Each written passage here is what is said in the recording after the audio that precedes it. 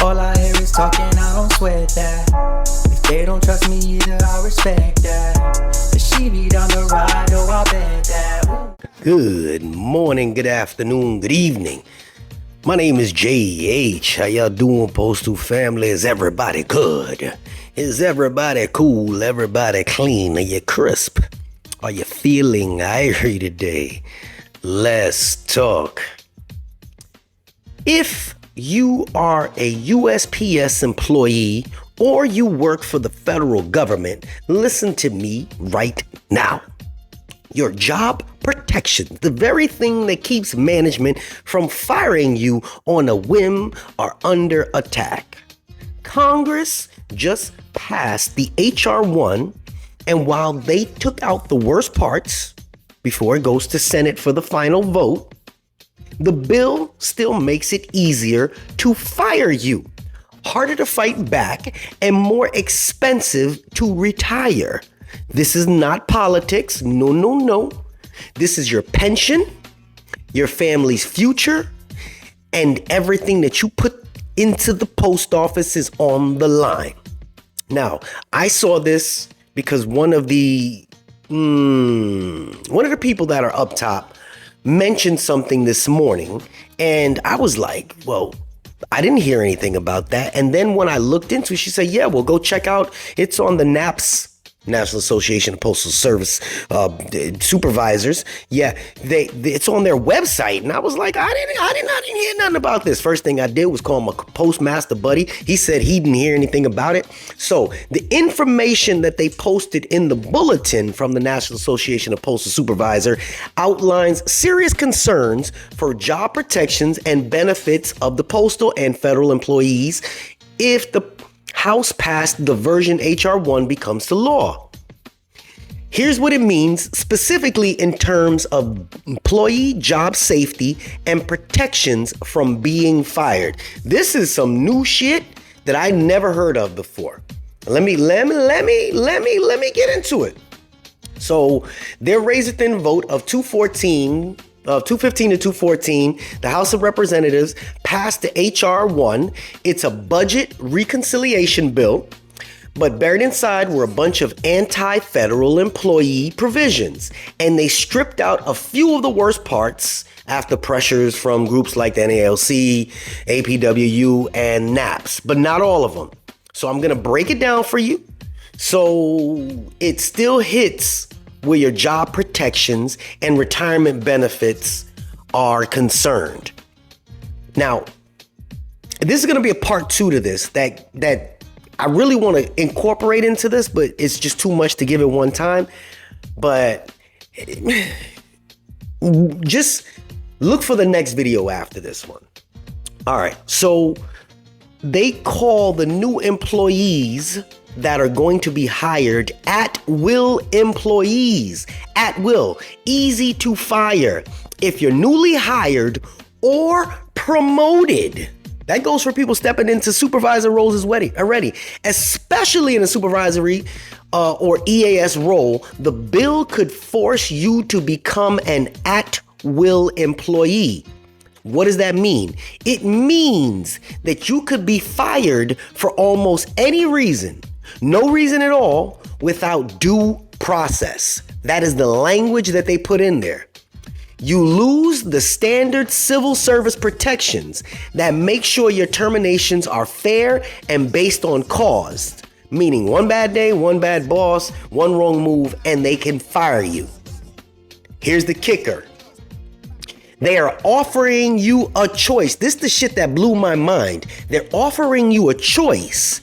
Either accept at-will status or pay an extra 5% into FERS just to keep the protections that used to come as standard for civil service employees. That means if you want the protection of the civil service, some people understand where I'm going with it. Just follow me.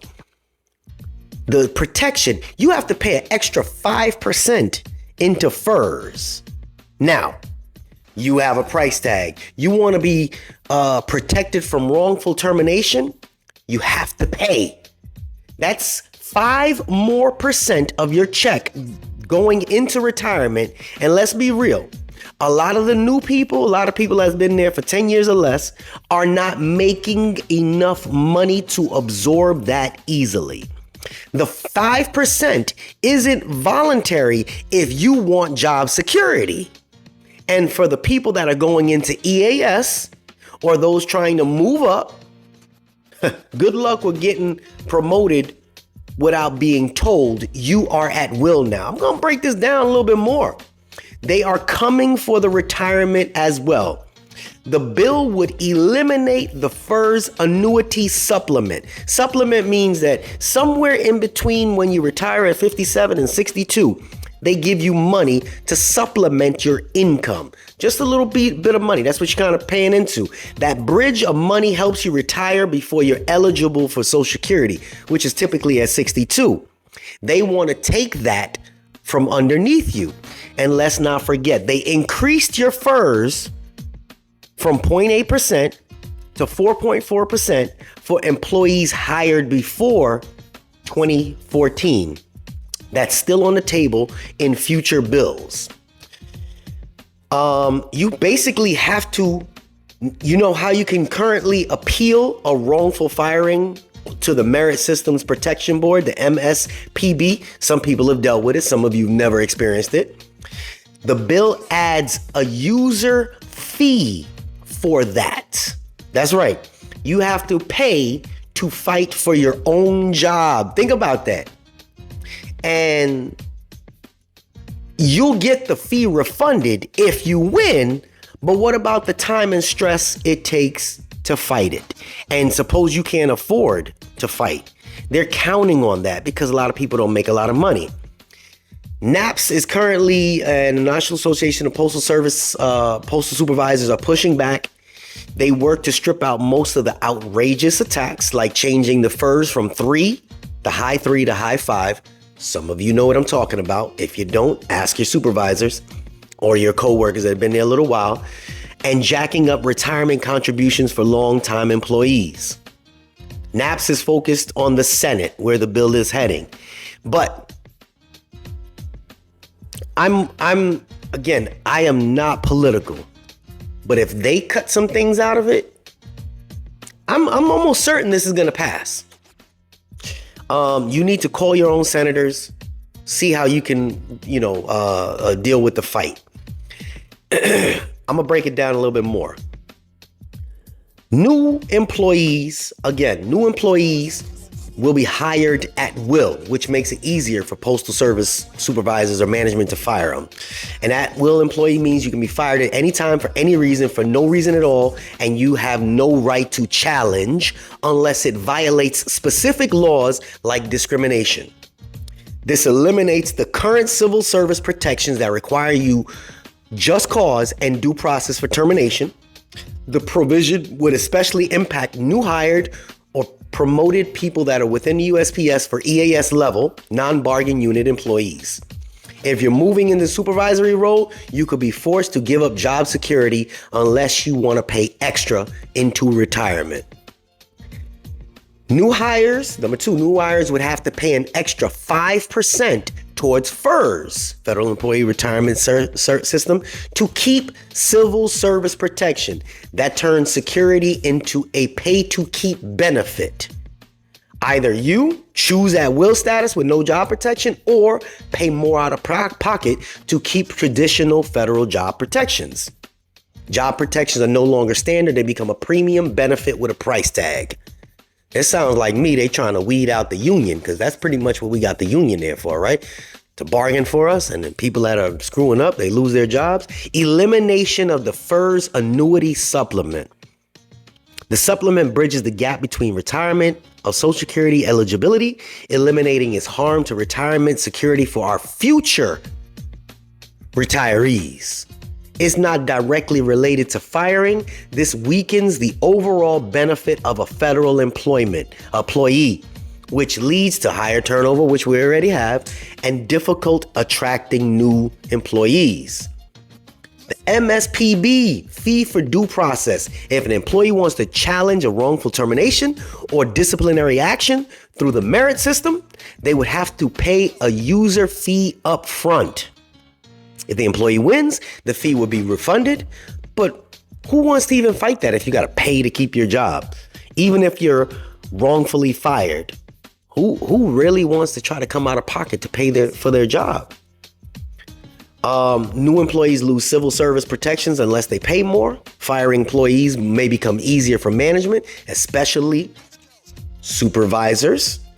And what I was telling y'all, that dude coming in, due process becomes more expensive and harder to access. The change signals a shift towards weakening traditional federal employee protections. Federal employees are usually the ones that are guaranteed job protection. That's us. It's been a core benefit of working for the USPS or federal government. Now, something that my supervisor mentioned earlier today, he said, regardless of what a lot of people think, we are part of history. You don't work for Kohl's, you don't work for, ShopRite or Publix or any of the other grocery stores. You don't work for any other stores that are, just out there, any other services, whether it be a craft. We are part of history. We're an employee that was in the government that has actually been written into the Constitution. Your name will forever be held.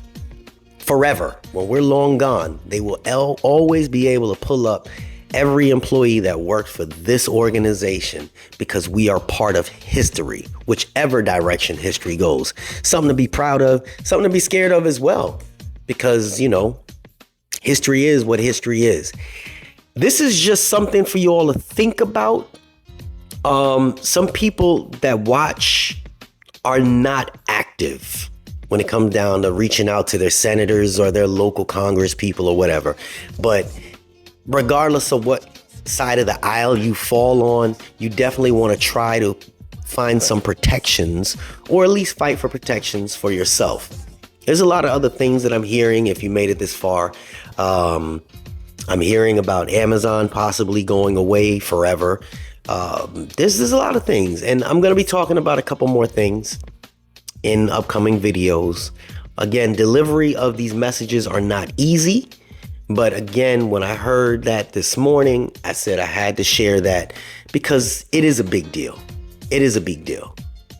We are losing a big portion of our job force, and it almost reiterates or affirms what I was mentioning about this new postmaster coming in, where he will be holding a lot of management and the people that step into management accountable. That's all I'm going to chat about today. This is JH, and y'all stay safe, stay blessed, and we out.